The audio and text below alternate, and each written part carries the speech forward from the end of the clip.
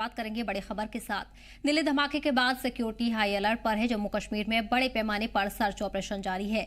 Jammu Tawi railway station पर बड़ी तलाशी मुहिम चलाई जा रही है। इस दौरान हर आने जाने वाली गाड़ियों की चेकिंग की जा रही है। वहीं मुश्तबह शख्स सामान की फौरन जानकारी दे ये इत्तला दी गई है।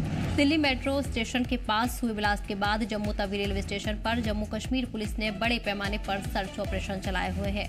हर आने जाने वाले लोगों की पुलिस छानबीन कर रही है। लोगों के सामान की भी तलाशी ली जा रही है। इस दौरान पुलिस लोगों से अपील कर रही है कि किसी भी मुश्तबह चीज और शख्स को देखने पर पुलिस और सिक्योरिटी एजेंसियों को फौरन इसकी खबर करें।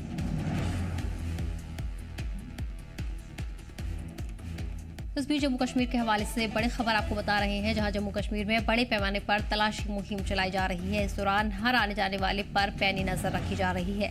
दिल्ली धमाके के बाद सिक्योरिटी हाई अलर्ट है। जम्मू कश्मीर में बड़े पैमाने पर सर्च ऑपरेशन इन दिनों चलाए जा रहे हैं। जम्मू तवी रेलवे स्टेशन पर बड़ी तलाशी मुहिम जारी है। इस दौरान हर आने जाने वालों की चेकिंग की जा रही है। मुश्तबह शख्स सामान की फौरन जानकारी दे। बता दें कि दिल्ली मेट्रो स्टेशन के पास हुए ब्लास्ट के बाद जम्मू तवी रेलवे स्टेशन पर जम्मू कश्मीर पुलिस ने बड़े पैमाने पर सर्च ऑपरेशन चलाए हुए हैं। इस दौरान हर आने जाने वाले लोगों की पुलिस छानबीन कर रही है। लोगों के सामान की भी तलाशी ली जा रही है। इस दौरान पुलिस ने लोगों से अपील की है कि वो किसी भी मुश्तबह हरकत या चीज की जानकारी फौरन पुलिस को दें।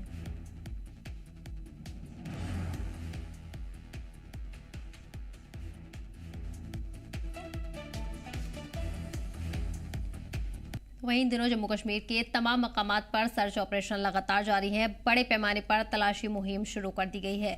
इस दौरान हर आने जाने वालों की चेकिंग की जा रही है। पुलिस तलाशी लगातार ले रही है। जम्मू कश्मीर में बड़े पैमाने पर यह सर्च ऑपरेशन जारी है, जहां जम्मू तवी नदी रेलवे स्टेशन पर यह मुहिम चलाई जा रही है। मुश्तबह शख्स सामान की फौरन पुलिस को जानकारी दे, ये पुलिस की तरफ से अपील की गई है।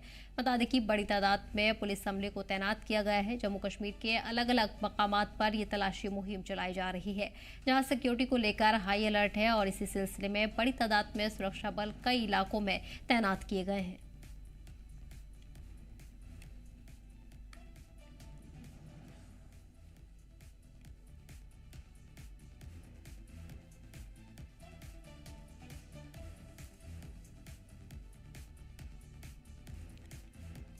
इस बीच जम्मू तवी रेलवे स्टेशन पर ये बड़ी तलाशी मुहिम शुरू की गई है। मुश्तबह शख्स या सामान की फौरन पुलिस को जानकारी दे, पुलिस ने लोगों से अपील की है।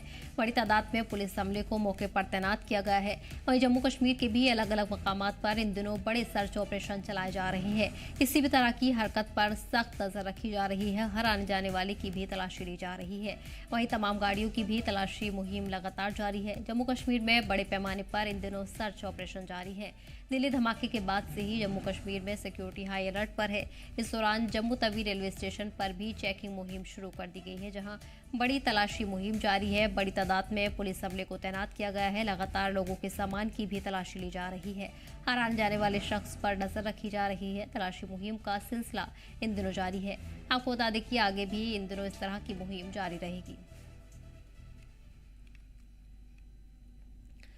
और वहीं गांदरबल में एसएसपी खलील अहमद पौसवाल जेकेपीएस की क़यादत में डीपीओ गांदरबल के कॉन्फ्रेंस हॉल में क्राइम और सिक्योरिटी रिव्यू मीटिंग हुई, जिसमें जिले के सीनियर अफसरान ने शिरकत की। बैठक के दौरान एसएसपी ने न्यू क्रिमिनल लॉज एनसीएल पर बेहतर तरीके से अमल करने और खास तवज्जो देते हुए कहा कि इन नए कानूनों की दफात को ऐसे निफाज किया जाए कि इंसाफ आम लोगों तक आसानी से पहुंच सके। वहीं उन्होंने अफसरों को विक्टिम सेंट्रिक अप्रोच अपनाने की हिदायत दी है, ताकि हर शख्स नए कानूनों से मिलने वाले फायदों से महरूम ना रहे और उन्हें इंसाफ का पूरा हक मिले। एसएसपी पौसवाल ने मीटिंग में नशे के कारोबार के खिलाफ सख्त और लगातार कार्रवाई करने के ऑर्डर दिए और साइबर क्राइम को रोकने में भी कोशिश पर जोर दिया है।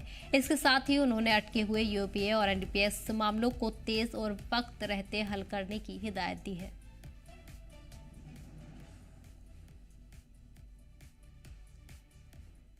और वहीं जम्मू कश्मीर के डीजीपी नलिनी प्रभात ने श्रीनगर का दौरा किया और एफएसएल गार्ड एजाज अहमद के परिवार से मिलकर ताजियत पेश की है। आपको बता दें कि नौगाम पुलिस स्टेशन में हुए धमाके में एजाज अहमद शहीद हो गए थे। गमजहद परिवार से मिलकर डीजीपी ने हमदर्दी का इजहार किया। इस मौके पर दीगर पुलिस एहलकार भी उनके हमरा मौजूद रहे। उनके लिए मैंने सब्र के लिए उनसे दरख्वास्त की है, हिम्मत और सब्र। उनके लिए कोई खास मदद आने वाले टाइम में जो फैमिलियां रहेंगी वो लगातार रहेगी, पुलिस उनको भूलेगी नहीं। वहीं बीजेपी के सीनियर लीडर ने आज श्रीनगर के उजाला अस्पताल का दौरा किया और नौगाम पुलिस स्टेशन धमाके में हुए जख्मी लोगों से मुलाकात की है। इस दौरान जम्मू कश्मीर असेंबली में opposition leader Sunil Sharma, BJP senior leader Ravinder Raina और दीगर लीडरान मौजूद रहे। इस मौके पर लीडरान ने मुतासरीन की हर मुमकिन मदद का भरोसा दिया और मामले की गहराई से जांच करने की अपील की है।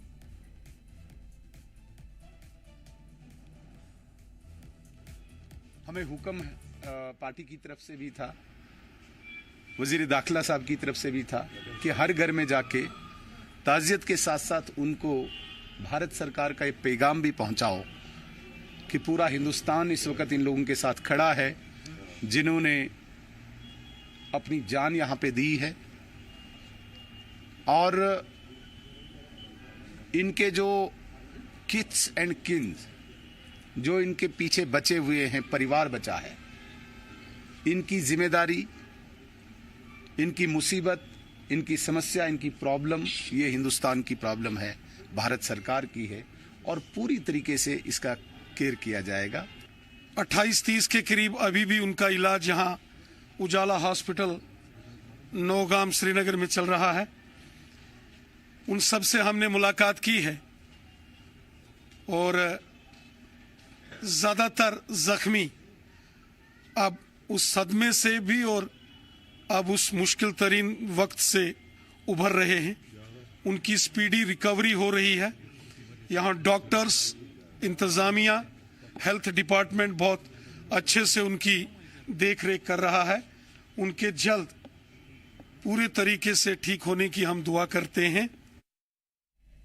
जम्मू कश्मीर पीडीपी सरबराह महबूब मुफ्ती ने कहा कि आपने दुनिया को बताया कि कश्मीर में सब कुछ ठीक है, लेकिन कश्मीर की परेशानी लाल किले के सामने गूंज रही है। आपने जम्मू कश्मीर को महफूज बनाने का वादा किया था, लेकिन उस वादे को पूरा करने के बजाय आपकी पॉलिसियों ने दिल्ली को गैर महफूज बना दिया है। मुझे नहीं पता कि मरकजी सरकार में कितने लोग सच्चे राष्ट्रवादी हैं। अगर एक पढ़ा लिखा नौजवान और एक डॉक्टर अपने शरीर पर RDX बांधकर खुद को और दूसरों को मार डालता है तो इसका मतलब है कि मुल्क में कोई महफूज नहीं है। आप हिंदू मुस्लिम की सियासत करके वोट तो पा सकते हैं, लेकिन मुल्क किस दिशा में जा रहा है? क्योंकि खाली जब जम्मू कश्मीर में नौजवान पढ़ा लिखा डॉक्टर अपने ऊपर RDX बांध के अपनी जान उड़ाएगा, उसके साथ कई लोगों को उड़ाएगा, तो मुल्क में तो कोई सेफ्टी नहीं है। आप तो सिर्फ हिंदू मुस्लिम करते रहोगे, आपको बेशक वोट मिलेगा, मगर मुल्क कहां जाएगा? 24 करोड़ मुसलमान हैं जिनको आप दिन रात आपके लोग गाली देते रहते हैं। मैंने खुद सुना एक, उसको पता नहीं कौन था वो, मध्य प्रदेश या कहां पर, जिसने कहा 10 मुसलमान लड़कियों को लाओ, उनसे शादी करो, हम तुमको नौकरी देंगे।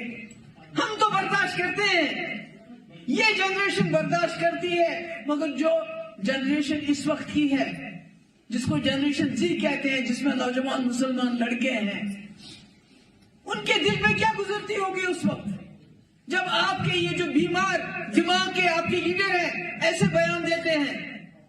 क्या चाहते हैं आप? 24 करोड़ मुसलमानों को क्या करोगे? कितनों को वोटर लिस्ट से बाहर निकालोगे? कितनों को लिंच करोगे? कितनों की दुकानें तोड़ोगे?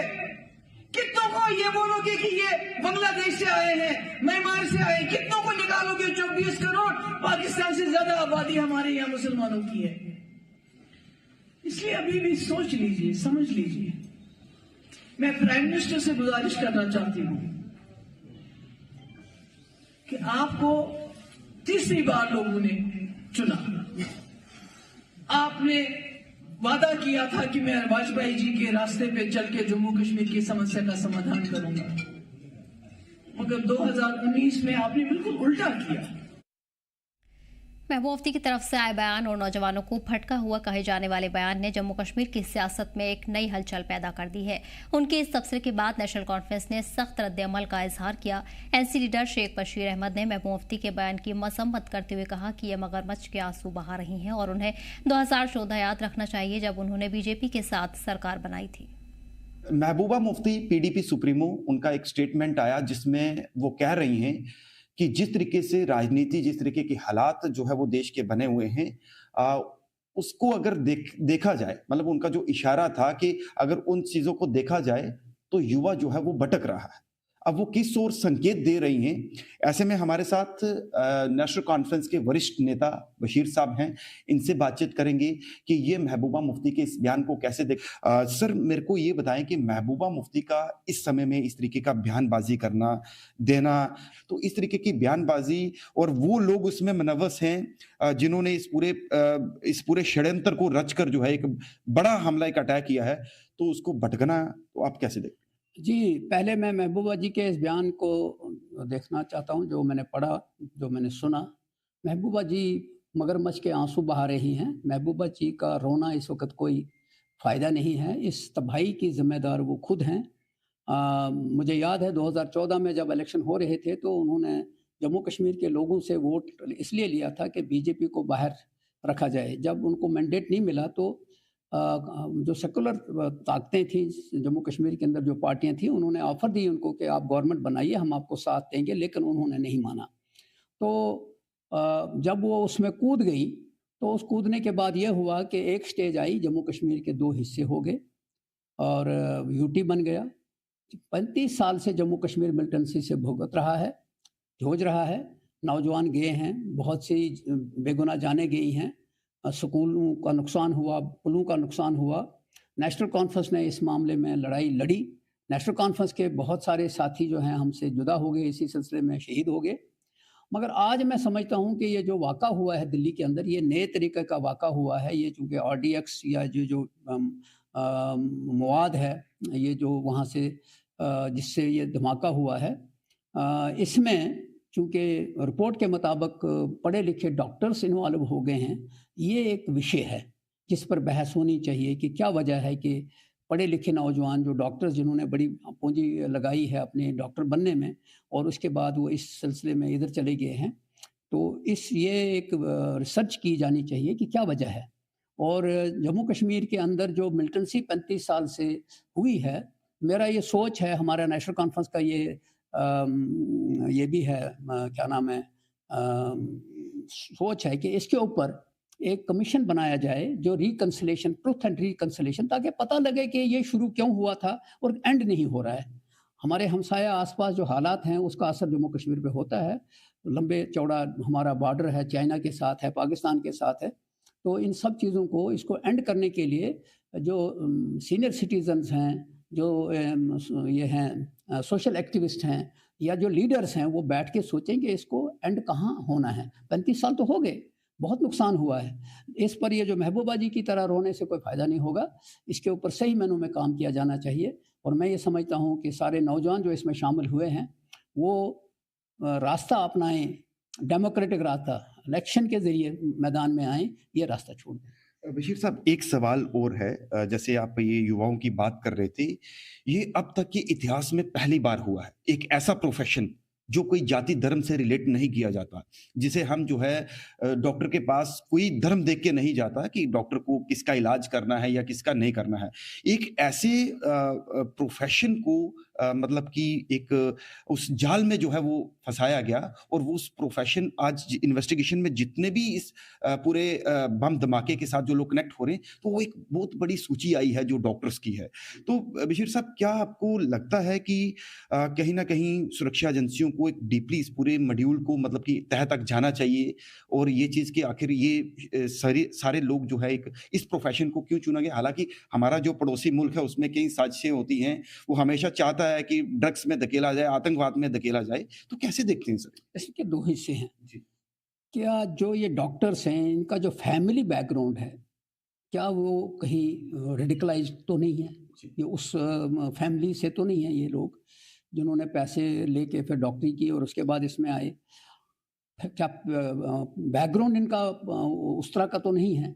अगर उस तरह का बैकग्राउंड नहीं है, वो घर से निकले हैं डॉक्टरी करने के लिए, कहीं गए और वहाँ किसी के राब्ते में आ गए और इसमें चले गए, तो ये देखना है कि वो क्या वजूहात हैं। क्या इनका जहन उस तरह का है या पैसे के लालच में गए हैं? इन सारी चीज़ों पे जो मैंने पहले कहा कि बदकिस्मती है, ये आपने ठीक कहा कि डॉक्टर जो है वो किसी भी धर्म से हो, इंसान ये सोच के जाता है कि खुदा के बाद डॉक्टर ही है जो इंसान को दूसरा भगवान कहा जाता है धरती पे, तो उसको कहा जाता है। तो हम समझते हैं कि इसके ऊपर बाज़ाब्ता एक काम हो और इसमें सिविल सोसाइटी के लोग काम करें कि क्या वजह है कि एक आदमी डॉक्टर बनने के लिए इतनी रकम खर्च करने के बाद यहाँ कहाँ पहुँचा, और नौजवान लड़के हैं, तो मैं समझता हूँ इसको रोका जा सकता है, इसके ऊपर काम किया जा सकता है, इसके ऊपर पॉलिटिक्स भी नहीं होना चाहिए। मैं समझता हूँ कि ये सोसाइटी के लिए नासूर है, यहाँ ड्रग्स का इस्तेमाल हो रहा है, बेतहाशा इस्तेमाल है, रोज़ ड्रग्स पकड़ी भी जा रही हैं, लेकिन ये जो मवाद है, जो फटने वाला मवाद है, जिस तरह से वो फटा है मागाम पुलिस स्टेशन में, उसको भी मिस हैंडलिंग हुई है। तो मैं समझता हूँ ये सारे विषय हैं जिसके ऊपर बात की जानी चाहिए, जिसके ऊपर काम होना चाहिए, और हर एक आदमी को अपना रोल अदा करना चाहिए। तो आज महबूबा मुफ्ती के बयान पर इन्होंने जो है एक अपनी जो है वो प्रतिक्रिया दी है। वीडियो जर्नलिस्ट सौरभ के साथ राही कपूर, जी मीडिया, जम्मू। आदि कश्मीर में बर्फबारी और बारिश को देखते हुए mechanical engineering wing Tangmarg Gulmarg पूरी तरह अलर्ट है। विंग अफसरों का कहना है कि मशीनरी और अमल दोनों को पूरी तरह से तैनात कर दिया गया है ताकि किसी भी वक्त होने वाली बर्फबारी के बाद रास्ते से बर्फ हटाने का काम तेजी से किया जा सके। जिम्मेदारान अफसरान का कहना है कि लेटेस्ट मशीन्स इक्विपमेंट्स गुलमर्ग और टंगमर्ग की तमाम सड़कों पर अलर्ट मोड पर रखे गए हैं। इनका मकसद ये है कि आवाम और सैलानियों को किसी भी तरह की दिक्कत न हो और ट्रैफिक की आवाजाही में रुकावट न आए।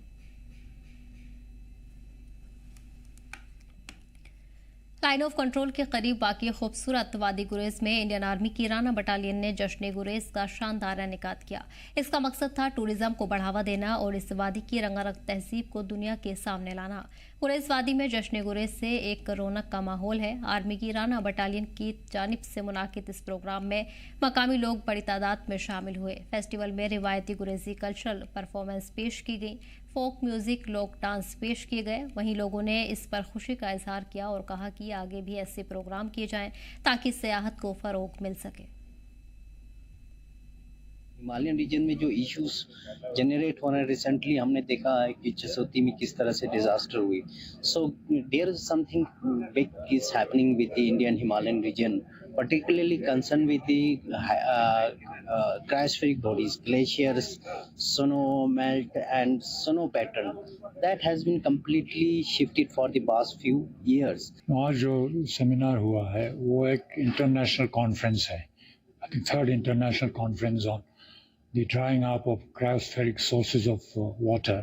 उसके जो एडवर्स इफेक्ट्स क्या क्या है हिमालयन रीजन में या ट्रांस हिमालयन रीजन में या सब हिमालयन रीजन, जैसे भद्रवाह, किश्तवाड़, डोडा वगैरह सब हिमालयन रीजन्स हैं, इनको क्या क्या इफेक्ट पड़ेगा। तो मैंने आज के इसमें अपने स्पीच में ये बताया कि अगले 4-5 डिकेड्स में जितने भी जो हिमालयन सोर्सेज ऑफ वाटर है, ग्लेशियर्स ख़त्म हो जाएंगे, परमाफ्रॉस्ट ख़त्म हो जाएंगे।